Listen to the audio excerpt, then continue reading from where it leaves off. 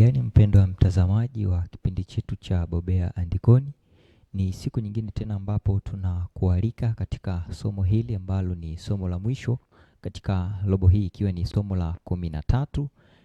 Na siku ya leo tutakuwa na somo ambalo linasema tumaini kwa wasio wa Kristo. Tumaini kwa wasio wa Kristo. Wenzangu hapa studio na tutasaidizana na wewe kwa pamoja kuelewa kuna tumaini gani ambalo lipo kati ya hawa ambao si wa Kristo kama tulivyozoea. Na kwa wakati huu nitamkaribisha Mwalimu Godfrey na atatusaidia katika kuomba kabla hatujaingia ndani ya kipindi chetu rasmi. Karibu. Asante, tuombe. Asante Yesu, tunakushukuru kwa muda huu uliotupatia kwa ajili ya mjadala huu wa kujifunza Biblia. Ninakusihi Yesu, kwa uwezo wa Roho wako Mtakatifu, tusaidie kuelewa kile ambacho umekusudia katika mjadala huu. Kwa jina lako Yesu Kristo, amen. Tumaini kwa wasioamini. Huenda mara nyingi umekuwa ukifikiria ya kwamba kuna tumaini tu ama matarajio makubwa huenda ya kuja kwa Yesu kwa wale walio wa Kristo tu, ama walio Waislamu tu, ama walio wa Budha tu. Habari gani kwa wale watu ambao hawaamini juu ya uwepo huu wa Mungu, ama hawakuwahi kusikia habari zozote juu ya Mungu? Kuna tumaini lipi kwao? Katika wiki hii tutaangalia juu ya tumaini hilo ambalo lipo pia kati ya watu wa aina hiyo. Na napenda nimwalike Mwalimu Masala, ataweza kutusaidia vipi kuhusu wale ambao hawaamini juu ya habari ya Mungu. Wanatumaini pia, wana sehemu pia ya wokovu kama tunavyotarajia Wakristo, Waislamu na dini nyingine nyingi katika ulimwengu huu. Karibu sana. Asante. Nishukuru kwa maelezo mazuri. Tumaini kwa wale ambao wasioamini. Kuna watu ambao hawajawahi kufikiwa kabisa na masuala ya Mungu, na tunasema kwamba Mungu anakuja kutoa hukumu kwa watu wote. Sasa ni swali ni kwamba Mungu atakija kutoa hukumu, hawa watu atawahukumu vipi? Ili hali ni kwamba hawakuwahi kusikia habari zake. Lakini ukiangalia Kristo wakati yuko ulimwenguni alitoa maelekezo kwa wanafunzi, kwa wale ambao waliwaacha. Akasema kwamba muende ulimwenguni mkaihubiri Injili. Na ukipiga mahesabu ya Wakristo waliopo katika ulimwengu huu ni takribani watu bilioni 2.5. Na ukiangalia ulimwengu mzima una watu bilioni 8. Na ukiangalia katika hapa unaona kabisa kwamba ni ratio ambayo kidogo inakuwa ni changamoto. Sasa swali ni kwamba watu wote hawa watafikiwaje? Na katika Wakristo wote hao kuna wachache tu ambao wako tayari kushiriki Injili ambayo Yesu aliacha, anataka shirikiane pamoja na wanadamu. Mungu ameweka utaratibu mzuri. Kuna mambo kadhaa ambayo Mungu ameyaweka, na mpango wake wa ukombozi ni mkubwa sana kiasi kwamba unamfikia kila mtu, hata yule ambaye hajapata kusikia ujumbe. Na ukisoma katika Zaburi ya 19, ukianza na mstari wa kwanza, taisoma hapa uone jinsi ambavyo Mungu anavyosema hapa. Zaburi anasema, mbingu za uhubiri utukufu wa Mungu, na anga laitangaza kazi ya mikono yake. Mchana usemezana na mchana, usiku utolea usiku maarifa. Hakuna lugha wala maneno, sauti yao haisikilizani. Sauti yao imeenea duniani mote, na maneno yao hata miisho ya ulimwengu. Kwa hiyo ulimwengu, dunia hii inatangaza ukuu wa Mungu. Lakini pia watu hao Mungu anajifunua kwao kwa njia mbalimbali. Moja ikiwa kwa njia ya ndoto, lakini pia kwa njia ya viumbe vingine vya asili. Kwa hiyo ukisoma kwenye Hesabu 22 tukutana habari za mtu mmoja ambaye anaitwa Balaam, ambaye yeye ilikuwa ni kwamba Mungu amuue, lakini kwa sababu alikuwa anapanda yule punda, akawa anamwepusha na kuuawa na mkono wa Mungu. Sasa imefikia hatua anavyompiga punda akasema, kwa nini unanipiga? Maana punda alifika fanyeje? Akaongea. Kwa hiyo Mungu anaweza kuleta wokovu kwa watu wake kwa njia mbalimbali. Hafungwi na watu. Yaani wewe usipokuwa tayari kupeleka Injili ya Mungu, Mungu hakutegemei. Anaweza kutumia kiumbe kingine chochote. Asante. Nashukuru sana mwalimu kwa ufafanuzi huo mzuri ambao umeweza kutuelezea tumaini juu ya watu wasio wa Kristo. Katika wiki hii tutakuwa na kitabu cha Mathayo sura ya 15 mstari wa 21 hadi ule wa 28, ndipo tutakapoangalia katika wiki hii, na nitamwalika Mwalimu Godi atatusomea kitabu hicho cha Mathayo 15 na tutasoma tu ule mstari wa 28. Karibu sana mwalimu. Asante. Katika kitabu cha Injili ya Mathayo sura ya 15 aya ya 28, neno linasema, ndipo Yesu akajibu akamwambia, mama, imani yako ni kubwa, na iwe kwako kama utakavyo. Akapona binti yake tangu saa ile. Naam, nashukuru sana. Katika sura hiyo tutaona kuna kisa ama safari moja ambayo Yesu alikuwa akitembea katika miji ya Tiro na Sidoni kule, na Mwalimu Godi atatusaidia kwa uzuri hapo juu ya imani ya huyu mwanamke ambaye anaonekana alikuwa hamwamini Yesu ama alikuwa ametengwa katika kipindi kile cha Agano Jipya, lakini Yesu alisaidiaje kuweza kung'alisha nuru yake ama imani yake mpaka anamwambia imani yako imekuponya, ukizingatia ni kwamba alikuwa haamini juu ya habari ya Mungu, yani alikuwa anaonekana kama mpagani. Yesu aliwezaje kuing'alisha imani yake hii? Karibu sana Mwalimu Godi. Asante. Somo letu la juma hili lina kichwa kinachosema tumaini kwa wasio wa Kristo, na katika fungu letu kuu hapa linamwelezea mwanamke mmoja Mkanaani ambaye kimsingi hakuwa Myahudi, na ilikuwa ni katika matembezi ya Yesu Kristo katika maeneo ya Tiro na Sidoni. Mwanamke huyu anatokea na anamfuata Yesu akihitaji uponyaji kwa mtoto wake, binti yake ambaye alikuwa anapagawa na pepo. Mwanzoni, kwa mujibu wa majibu ya Yesu Kristo mwenyewe, inaonekana kana kwamba anakataa kumsaidia. Ukisoma katika kitabu cha Injili ya Mathayo 15 aya 24, akajibu akasema, sikutumwa ila kwa kondoo waliopotea wa nyumba ya Israeli. Hili linaweza kuonekana kuwa ni la kuchukiza wakati fulani, lakini Yesu alikuwa akitengeneza mazingira ili kufundisha somo, kwa sababu pia wanafunzi wake walikuwa na uelewa tofauti juu ya utume wa Yesu.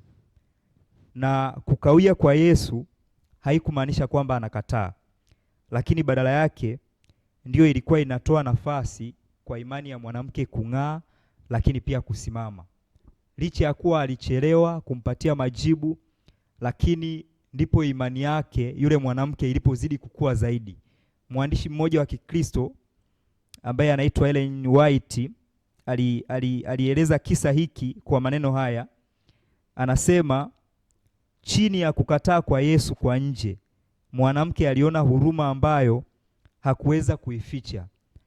Ni kweli kwa nje Yesu alikuwa anaonekana anakataa, lakini kwa ndani alikuwa na huruma iliyojaa kwa mwanamke, na kupitia imani ile ilimsaidia mwanamke na imani yake ikakua na akaendelea kumwamini Yesu zaidi. Mwisho alipokea uponyaji. Nashukuru sana kwa ufafanuzi huo mzuri. Yesu pia alikutana na miongoni mwa watu ambao walikuwa hawaamini, lakini cha kushangaza ni alimfuata Yesu kumuuliza juu ya habari ya uponyaji. Huenda ndugu mtazamaji, mara kadhaa umekutana na watu ambao hauwaoni wakisali au wakijishughulisha na mambo yoyote ya kiimani, lakini wakawa wanamwamini Mungu katika baadhi ya changamoto ama matatizo. Kwa hiyo ndio tunaowaangazia katika somo la wiki hii, ambao si wa Kristo. Kuna tegemeo gani kutoka kwao? Yesu Kristo kama nuru ya ulimwengu, tunaamini hivyo. Anasema kwamba yeye ndiyo njia, lakini pia ndiye nuru. Na tamani Madam Lesia atatusaidia kwa uzuri kuelewa huyu Yesu Kristo kama nuru. Je, hii nuru ni kwa ajili ya walio wa Kristo tu ama ni kwa ajili ya watu wote hata ambao sio wa Kristo? Na kama ni kwa ajili ya watu wote, tutajifunza pia ni kwa jinsi gani wanaweza wakafikiwa ambao sio wa Kristo kupitia hii nuru. Nitakukaribisha Madam Wanoda kwa ajili ya maelekezo ama ufafanuzi huo. Karibu sana. Asante sana mwalimu. Tumaini kwa wasio wa Kristo. Tunaona ya kwamba kuna watu wengi ambao mpaka sasa hivi hawajafikiwa na neno la Mungu, lakini sio kwamba Mungu anataka wanadamu wachache au kabila fulani au lugha fulani tu wafikiwe na ukweli. Nuru ni ya ulimwengu wote, kwa kila kabila, kwa kila taifa, ndugu, jamaa. Nuru inahitajika kufika huko. Na hebu tusome wote pamoja kitabu cha Yohana Mtakatifu 1 mstari wa 9 hadi wa 10. Inasema kwamba kulikuwako nuru halisi, amtiaye nuru kila mtu, akija katika ulimwengu. Alikuwako ulimwenguni, hata kwa yeye ulimwengu ulipata kuwako, wala ulimwengu haukumtambua. Yesu ndiye nuru ya ulimwengu wote, naye alishuka duniani, lakini watu hawakumtambua. Lakini hiyo sio swala la kuweka udhuru. Kupitia uumbaji, Mungu anajifafanua. Mungu anajifafanua kwa kupitia wanyama. Mungu anajifafanua kupitia milima, bahari, uoto wa asili. Mungu anajifafanua kupitia uumbaji wake wa asili. Kwa hiyo hakuna udhuru kwa mwanadamu yeyote kwamba kusema sikufikiwa na Injili. Kila mtu atafikiwa na Injili, haijalishi kwa namna gani. Kila mtu ataipokea Injili ambayo itakuwa ni wokovu kwa maisha yake. Asante. Naam, nashukuru sana. Hiyo ni nuru ambayo ipo kwa ajili ya ulimwengu wote, na nuru hiyo inapenya kwa kila mtu aliye Mkristo na asiye Mkristo. Ndio maana ukijifunza vizuri utaelewa ya kwamba hata mwisho katika habari ya hukumu, kila mmoja atahukumiwa kulingana na nuru aliyoipokea. Kama umepokea nuru kidogo, basi hukumu yako pia italingana na ufahamu wako. Kama umemfahamu Mungu sana, pia hukumu yako utahukumiwa kulingana na nuru ambayo utakuwa nayo kwa wakati huo. Na tuje kwako Madam Lesia sasa. Makovu mikononi mwake. Tunajua juu ya habari ya kifo cha Yesu, na hiki kifo cha Yesu kimekuwa kikizungumziwa sana katika vitabu vingi vya dini, na hiki kifo cha Yesu kitakuwa ushuhuda kwa watu milele na milele watakaokombolewa katika kizazi hiki. Na tumesema pia kuna tumaini kwa wasiokuwa Wakristo. Kuna wengine huenda wamewahi kufa bila kujua habari za Yesu Kristo. Watazipataje hizi habari za wokovu wa matumaini hili ili hali walikuwa hawajawahi kusikia juu ya habari za nini, za kufa kwa Yesu? Wao watasikilizaje ushuhuda huu au wataupata vipi? Karibu sana. Asante kwa nafasi hii. Makovu mikononi mwake, mikononi mwa Yesu. Tunajifunza kwamba Injili ni kwa ajili ya watu wote, na wokovu au zile alama za makovu mikononi mwa Yesu ni ishara ya ukombozi ambao ulilenga kila mtu. Tukisoma katika kitabu cha Ufunuo sura ya 7 mstari wa 9, Biblia inatuambia kwamba huko mbinguni watakuwepo watu wa kila lugha, kila kabila, jamaa, watu wengi sana, watu ambao idadi yake haihesabiki. Sasa hawa wote ni wale ambao Mungu alipanga wokovu kwa ajili yao. Na huenda kuna wengine ndio wanaweza kuwa wasiwe wamepata fursa ya kupata Injili au kufikiwa na Injili, wakalala mauti kabla ya kupata ujumbe huo. Lakini kwa sababu Mungu amejifunua kwao kupitia, anajifunua kwa binadamu, kwa sisi kupitia njia nyingi sana, kwamba sio lazima kila mtu afikiwe, aambiwe habari kama hizo, lakini kupitia viumbe vya asili kama ambavyo walimu pia wameendelea kuzungumza, kupitia mazingira ya asili, kupitia viumbe hao wote wana uwezo wa kumfahamu na kujifunza kuhusu huyu Yesu kupitia kwa mazingira kama hayo. Lakini si hivyo tu, makovu ni ishara ya wokovu ambao ulilengwa kwa kila mtu, kwa kila mmoja. Sasa hata sisi Mungu ametupatia nafasi ya kushiriki wokovu huu kwa watu ambao tunaweza kukutana nao mahali popote pale. Na Biblia pia inatuambia kwamba kuna wengine ambao hata wakifika mbinguni, kisoma katika kitabu cha Zekaria sura ya 3 mstari wa 6, nitanukua nasema kwamba, na mtu atamwambia, je, jeraha hizi ulizonazo kati ya mikono yako ni nini? naye atajibu, ni jeraha nilizotiwa katika nyumba ya rafiki zangu. Kwamba kuna wengine ambao hata wakifika mbinguni hawakuwa na fursa ya kusikia injili wakiwa ulimwenguni, lakini watapofika huko mbinguni nao watashangaa kwamba na hizi jeraha ni za nini, kwamba hawakufahamu kabisa kuhusu habari za Yesu. Lakini walipokea ile shauku ambayo Mungu alikuwa ameiweka ndani yao, na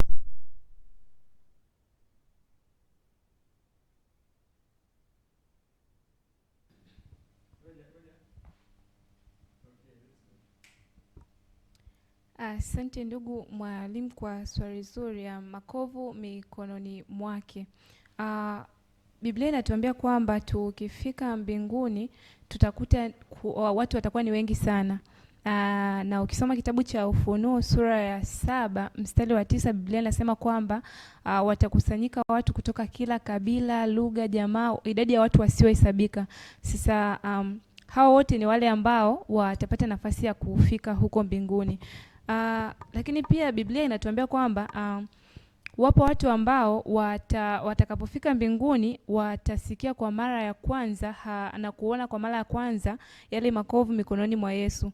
Na katika Zekaria sura ya 3 mstari wa 6 anasema kwamba naye na mtu akamwambia, je, jeraha hizi ulizonazo kati ya mikono yako ni nini? Naye atajibu, ni jeraha nilizotiwa katika nyumba ya rafiki zangu. Kwamba kuna watu ambao pia watakapofika huko itakuwa ni mara ya kwanza kwa kukutana na kuona alama za misumari katika mikono ya Yesu, na hivyo itakuwa ni mara ya kwanza kabisa kusikia kuhusu injili. Lakini hao wote watakuwa wamepata nafasi ya kufika mbinguni. Lakini Mungu ana njia nyingi sana za kuwaokoa watu wake, kwa sababu mpango wake ni kila mtu aweze kuokolewa na kila mtu aweze kupata hii nuru ya wokovu ambayo ni kwa ajili ya watu wote. Na anasema kwamba Mungu anajifunua kupitia mazingira ya kawaida, lakini pia viumbe vya asili, na ameweka shauku kwa kila mmoja ya kuweza kumtambua yeye kwa njia kama hizo za kupitia viumbe vya asili na mazingira kama hivyo. Kwa hiyo sasa makovu mikononi mwake, hii ni ishara ya uokovu au ukombozi ambao yeye Kristo aliamua kujitoa kwa ajili ya watu wote, ambao sasa ni hawa ambao tutakutana nao huko, au wale ambao watapata nafasi ya kufika huko mbinguni. Kwa hivyo sasa tunachojifunza ni kwamba huu wokovu ni kwa ajili ya kila mmoja. Wokovu ni kwa ajili ya kila mmoja, na kila mmoja kulingana na kile ambacho atakipokea, nuru au injili atakayoipokea, na kwa vile kwa namna yoyote ile ambayo atapata kusikia kuhusu Yesu, basi wokovu ni kwa ajili yake. Asante. Nashukuru sana kwa ufafanuzi huo mzuri. Madam Lesia ametuelekeza. Ukiangalia ama ukizingatia, kuna watu wengi wanaopatikana katika visiwa, katika mapori na misitu mikubwa, ambayo kwa namna fulani ni ngumu kuweza kuwafikia katika habari ya wokovu. Lakini ninafurahishwa kwa sababu na wao pia wanao nafasi ya kufika mbinguni na kuokolewa kutokana na Mungu atakavyojifunua kwao. Na makovu yale watashangazwa kwa sababu huenda hawakuwahi kusikia habari za kuja kwa Yesu. Kwa hiyo makovu, na shukuru madamu ametuelezea vizuri, yanakuwa kama njia ya kuweza kuokolewa. Nikisalia kwako Madam Lesia, umetuambia ya kwamba makovu hayo yatakuwepo, yatakuwa ni njia ambayo itasaidia kushuhudia. Habari gani kuna mtu anaweza akafikiria ya kwamba kama asili inaweza ikahubiri ama nini, sasa umuhimu wangu mimi kama Mkristo wa leo kushiriki katika habari ya injili, ni kwa nini sasa Mungu asitende kazi kwa njia nyingine mpaka anishirikishe mimi? Nini kusudi la sisi kushiriki hiyo injili? Karibu sana. Asante. Mungu anatupenda kwa jinsi sivyo kawaida, na katika mpango wake wa wokovu kwa kila binadamu ameamua kutushirikisha sisi ili tuweze kuwa sehemu ya kushiriki wokovu kwa ajili ya watu wengine. Ni sehemu ambayo Mungu ameamua kutushirikisha sisi kushiriki baraka hizi na nuru ambayo tunayo pamoja na ndugu zetu, ili hatimaye, kwa sababu mpango huu wa wokovu ni kwa ajili ya kila mtu, anatamani sisi pia tushiriki kile ambacho tunakitumainia, kwamba ikiwa sisi tunatamani sana tuweze kufika mbinguni, ambayo tunaamini kwamba ni sehemu ambayo ni nzuri, ni sehemu ambayo ni sehemu ya amani, basi ameamua kutushirikisha sisi tushiriki ili hatimaye tuweze kuwafikishia ujumbe huu na wenzetu. Kwa hiyo ni sehemu tu ambayo Mungu ameamua kwamba sisi binadamu au sisi ambao tunapata nafasi ya kuufahamu ukweli huu au nuru hii, tuweze kushiriki pamoja na ndugu zetu. Na nashukuru sana kwa ufafanuzi huo mzuri. Ndugu mtazamaji, unaweza ukajiuliza tu kidogo ya kwamba wewe umejiandaaje kushiriki mbaraka huu? Kama Mungu ameweka mbaraka ambao tunashiriki kwa njia ya Injili, basi na wewe una sehemu yako kushiriki mbaraka huu ili kusudi mwingine aokolewe. Na ziko taji ambazo zimeandaliwa. Watakao waleta wengi zizini watakuwa na taji nyingi, lakini watakao leta wachache pia zitakuwa chache. Kwa kila mmoja atalipwa kulingana na kazi ambayo ameifanya. Kwa ni kupe wito tu ya kwamba uweze kuwaleta watu wengine unapofikiwa na habari ama ujumbe huu. Nije kwako Mwalimu Masala. Huenda kuna ndugu mtazamaji ambaye huenda ndo siku yake ya kwanza kusikia juu ya habari ya Ukristo ama habari ya imani hii. Ama yeye amekuwa ni miongoni mwa wanafamilia ama miongoni mwa marafiki ambao wameweza kumtambua Kristo. Huenda kuna marafiki zake wamelala ama ndugu zake wamelala ambao wamelala katika hali ya kuto kuusikia ukweli ambao yeye anausikia katika siku ya leo. Unawezaje ukamsaidia mtu kama huyu? Unawezaje ukamsaidia mtu kama huyu? Ama anatumaini gani na yeye pia? Karibu sana. Asante. Tumaini lipo kwa watu kama hawa. Kwanza tutasoma mafungu kadhaa ambayo yatatusaidia kutusogeza katika uelewa mzuri. Ukisoma katika Biblia Yohana 3:16 ambayo inasema kwa maana jinsi hii Mungu aliupenda ulimwengu hata akamtoa mwanawe pekee ili kila mtu amwaminie asipotee. Sasa huyu hajamwamini. Sawa, hajasikia habari zake. Sasa anapataje kupona? Warumi 2. Kitabu cha Warumi 2 ukisoma kuanzia mstari wa 12 na kuendelea, lakini nitasoma mstari wa 14 na wa 15. Anasema kwamba kwa maana watu wa mataifa wasio na sheria wafanyapo kwa tabia zao yaliyo ndani ya Torati, hao wasio na sheria wamekuwa sheria kwa nafsi zao wenyewe.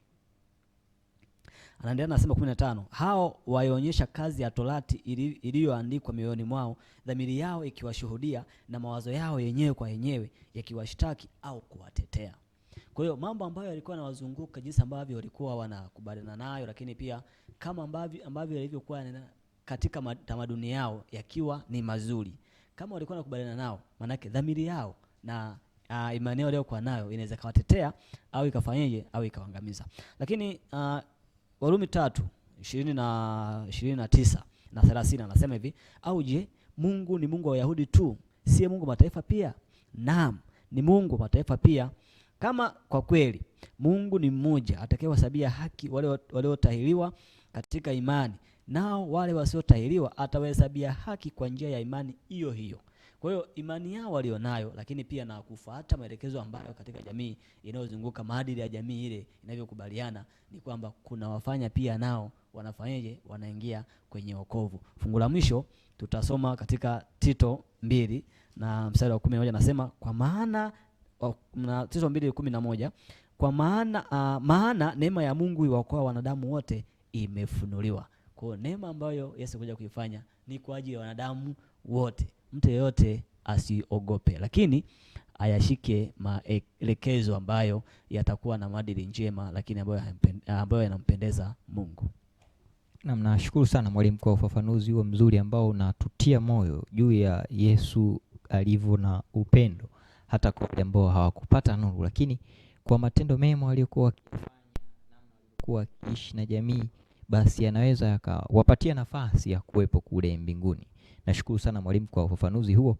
Kwa hiyo ni tumaini langu pia ni tumaini lako kwamba kama kuna marafiki, kuna ndugu pia wanayo nafasi ya kuweza kuokolewa.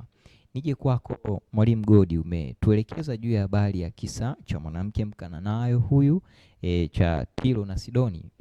Yesu alikusudia nini kwa wanafunzi wajifunze nini? Kwa sababu tunaona ni kweli Yesu alimkatalia kwa mara ya kwanza, na alipokataa wanafunzi wakamsii wamwache tu, ni kama anapiga kelele.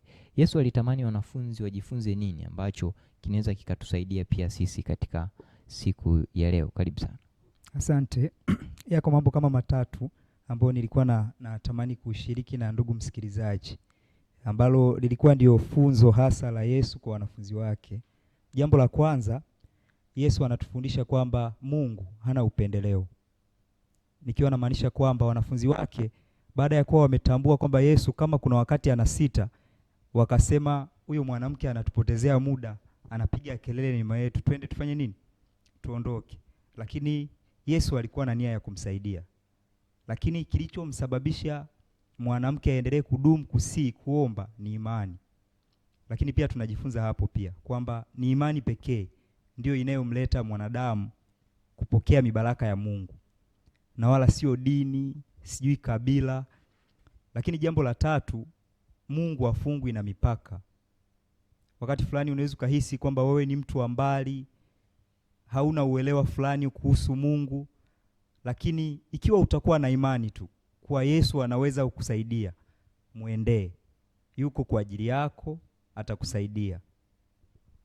Nashukuru sana kwa ufafanuzi huo mzuri ambao Yesu alitamani wanafunzi wajifunze. Si dini, si kabila, si lugha, si jamaa ambayo inaweza ikakuokoa, bali ni imani ambayo ilimpatia nafasi mwanamke huyu alipodai hata makombo yanaweza yakatumika kama alivyomwambia Yesu Kristo. Nashukuru sana mwalimu kwa mchango huo mzuri. Nije kwako Madam Noda, wameshazungumza walimu, japo natamani utupitishe pia hapo juu ya mifano ambayo Mungu anaweza kutumia kushiriki nuru na watu wengine. Tunaona wako wanaopatikana katika misitu mikubwa kama Amazon, ambapo ukiambiwa upeleke injili kule kwa namna fulani inaweza ikawa ni changamoto. Kuna wanaokaa katika visiwa vya mbali, katika milima.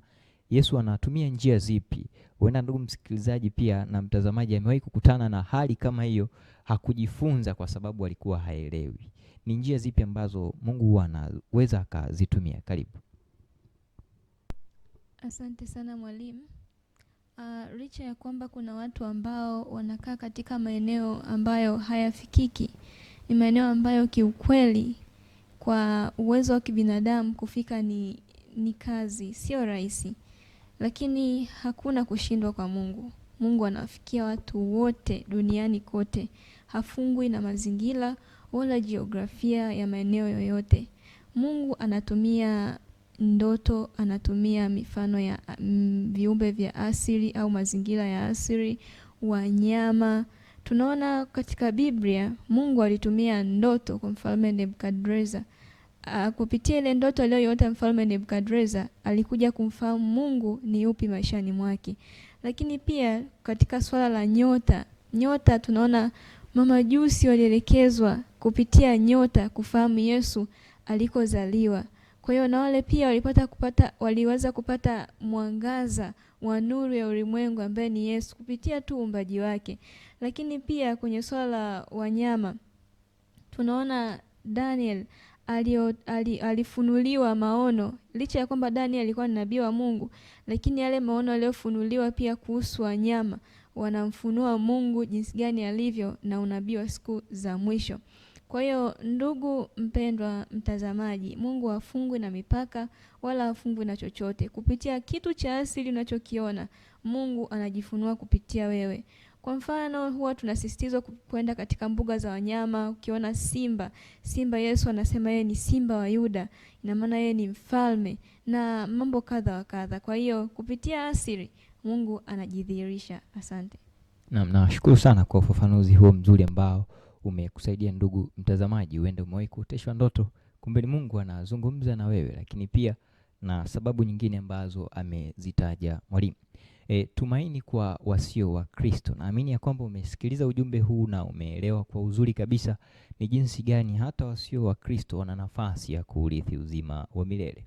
Lakini natamani nikupatie tu angalizo kwa ambaye umepata nafasi ya kusikiliza ama kuelewa juu ya nuru hii na usiifuate, basi hautaweza kuurithi uzima wa milele, kwa sababu ulipata nuru lakini haukuweza kufata ukweli wake. Na Mungu atakapokuja, basi hukumu yake utahukumiwa kwa kuto kuiheshimu kweli ambayo uliipata. Kwa hiyo ni kuhakikishie tu ya kwamba unapopata ukweli huu hakikisha unauishi katika maisha yako, lakini pia unawasaidia wengine. Lakini pia tumeangazia ya kwamba Mungu anatamani kila mmoja aweze kuokolewa katika namna ya pekee sana. Mungu akubariki sana kwa kuwa nasi, kwa kutufuatilia tangu somo la kwanza juu ya kwa nini kutetea imani, na siku ya leo tumetamatisha robo hii tukiwa na somo hili la tumaini kwa wasio wa Kristo. Niendelee kukualika uendelee kufuatilia chaneli yetu ya SUA Church Media ambayo itaendelea kukutumia masomo mbalimbali ya Bobea Andikoni na masomo mengine mengi ambayo yataweza kukubariki. Nikualike katika robo nyingine ya pili ya mwaka 2026. Mungu akubariki sana na tunaamini tutaendelea kuwa pamoja. Endelea kualika ndugu jamaa na marafiki waweze kubarikiwa na kujifunza mambo mengi katika chaneli hii. Na wakati wa kutamatisha, Madam Oda atatukabidhi kwa Mungu kwa njia ya maombi. Karibu. Tuombe. Uhimidiwe Mungu wetu wa mbinguni, tunakushukuru kwa somo zuri, tumaini kwa wasio wa Kristo. Tafadhali ninaomba utuguse sisi kisha watazamaji kuhusu wewe, wema wako ulivyo na jinsi unavyohitaji kujifunua kwa ulimwengu wote. Tusaidie tuweze kukufahamu zaidi na zaidi ili tupate kuokolewa na maeneo ambayo hayawezi kufikika kwa jiografia au sababu mbalimbali. Tunaomba injili yako ikafike na huko pia. Asante hata tumehitimisha robo hii kwa lesoni nzuri sana ya kuitetea imani. Tusaidie tukawe wafuasi wazuri wa kupeleka ujumbe huu kwa wengine. Asante, ninaamini utatubariki sote na mtazamaji pia. Katika jina la Yesu Kristo naomba na kuamini. Amen.